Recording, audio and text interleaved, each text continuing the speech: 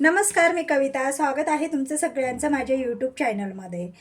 तर जेव्हा आपण नवीन ब्लाऊज शिकत असतो ना, त्यावेळेस भरपूर प्रॉब्लेम आपल्याला येत असतात. पण आपल्याला नेमकं करावं काय ते कळत नाही. तर त्यामध्ये एक प्रॉब्लेम असा असतो की आपण पुढचा गळा आहे ना, तो आपल्याला गोल आकारामध्ये आपण कट करतो आणि जेव्हा आपण त्याची हुकायची पट्टी लावतो, हुकायची पट्टी लावून तयार केल्यानंतर मात्र आपल्याला त्या गळ्याचा शेप आपला बदलून जातो. तर असं का होतं? तर ते असं का होतं ते आज आपण बघणार आहोत. तर त्याच्यासाठी बघा, इथं मी शोल्डर टाकून घेतला आहे आणि मुंडा देखील इथं मी टाकून घेतला आहे. आता इथं आपल्याला हे मुंड्याचा किंवा शोल्डरचा इथं आपल्याला काही बघायचं नाही.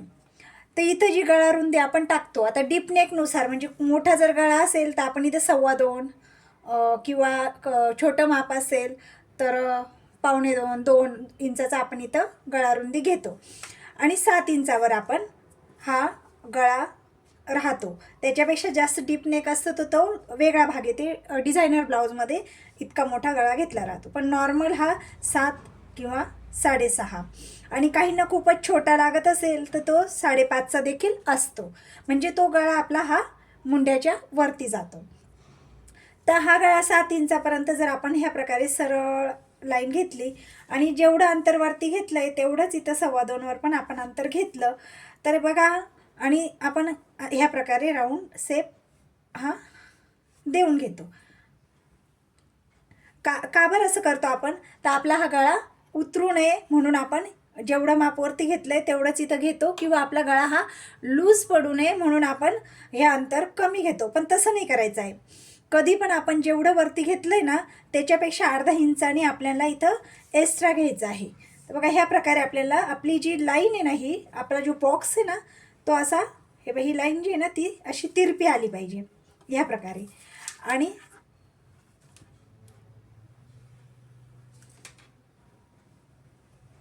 ह्या प्रकारे आपला गळ्याचा हा शेप आला पाहिजे. आणि आपण शिलाई मार्जिन ही जेव्हा आयहुक पट्टी लावण्यासाठी शिलाई मार्जिन देखील इथं सोडायला पाहिजे. जेवढी आपण शिलाईमध्ये दाबतो, प्रत्येकाला माहिती असतं की माझी शिलाईमध्ये मी अर्धा इंच दाबते की पाव इंच दाबते, तर तेवढंच आपल्याला इथं अंतर सोडायचं आहे. तर ते जर सोडलं नाही सॉरी ते जर सोडलं नाही तर बघा, ही गळा इथं आपला जर अंतर सोडलं नाही तर हा गळा इथं आपण आयहुकची पट्टी लावल्यानंतर हा अजून कमी होऊन जातो.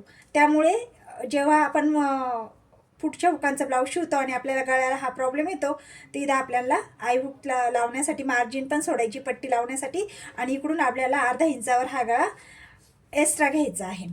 आता एवढं सगळं केल्यानंतर जेव्हा आपण आयहुकची पट्टी लावतो ना, तर त्यावेळेस देखील आपल्याला आयहुकची पट्टी लावल्यानंतर दोन्ही पट्ट्या एकमेकांवर ठेवून पुन्हा एकदा आपल्याला व्यवस्थित शेप देऊन घ्यायचा आहे. म्हणजे आयहुकची पट्टी लावल्यानंतर आपण शिलाई केल्यानंतर थोडंफार इकडे तिकडे होऊनच जातं. त्यामुळे पुन्हा एकदा आपल्याला लक्ष द्यायचं आहे, पुन्हा एकदा चेक करून घ्यायचं आहे की आपली ही आयहुकची पट्टी खालीवर तर झालेली नाही आहे, व्यवस्थित बसलेले दोन्ही पट्ट्या एकमेकांवर ठेवून बघून घ्यायचे आहे. आणि मगच आपल्याला गळ्याला वरती पॉयपिन लावायची आहे. तर तुम्हाला लक्षात आलं असेल. ह्याच प्रकारे आपल्याला मागच्या गळ्याला सुद्धा जर गोल आकार व्यवस्थित येत नसेल तर ह्याच प्रकारे आपल्याला असा अर्धा इंच एक्स्ट्रा घ्यायचा आहे आणि ह्या प्रकारे आपल्याला आकार द्यायचा आहे. तर आशा करते की तुम्हाला आजचा व्हिडिओ नक्की आवडला असेल. छोटासा व्हिडिओ होता, हा तुम्ही शेवटपर्यंत बघितला त्याच्याबद्दल खूप खूप धन्यवाद.